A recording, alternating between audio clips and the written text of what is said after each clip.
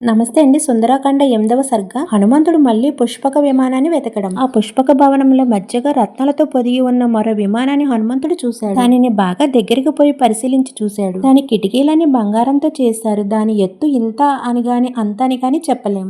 విశ్వకర్మ తాను నిర్మించిన విమానాలన్నిటిలోని ఇది శ్రేష్టమైనదిగా మెచ్చుకున్నాడు. ఈ విమానాన్ని విశ్వకర్మ ఎంతో శ్రద్ధతో ప్రతి విభాగాన్ని క్షుణ్ణంగా పరీక్షించి పరిశీలించి అమర్చాడు. దాని లోపల ఎటు చూసిన మణులతోనూ రత్నాలతోనూ పొదిగి ఉన్నాయి. అందులో ఏర్పాట్లన్నీ అత్యద్భుతంగా ఉన్నాయి. దేవలోకంలో కూడా ఇటువంటి విమానం లేదు. ఇంతటి మహత్తుతో కూడిన విమానం కేవలం తపస్సు చేతనో పరాక్రమ చేతనో లభ్యమయ్యేది. ఈ విమానం పద్మం వంటి అనేక ఆకారాలతోనూ అనేక గోపురాలతోనూ నిర్మించారు. అది ఒక వైపు నుండి ఒక్కో విధంగా కనపడుతూ ఉంటుంది. అయితే అందులోని శిల్ప విశేషాలన్నీ కూడా ఏ వైపు నుండి చూసినా అతి రమణీయంగా కనపడతాయి. ఆ విమానంలో కూర్చొని యజమాని ఎక్కడికి పోవాలని మనసులో అనుకుంటే అక్కడకు అది తీసుకుపోతుంది. సామాన్యంగా వాయువేగంతో పోతూ ఉంటుంది. దాన్ని ఆపగల శక్తి ఎవరికీ లేదు. దాన్ని యజమాని మాత్రమే దాన్ని నియంత్రించగలడు. మహాత్ములు, పుణ్యాత్ములు, సంపన్నులు, కీర్తిమంతులైన దేవేంద్రుడు మున్నగ వారి నివాసం లాంటిది.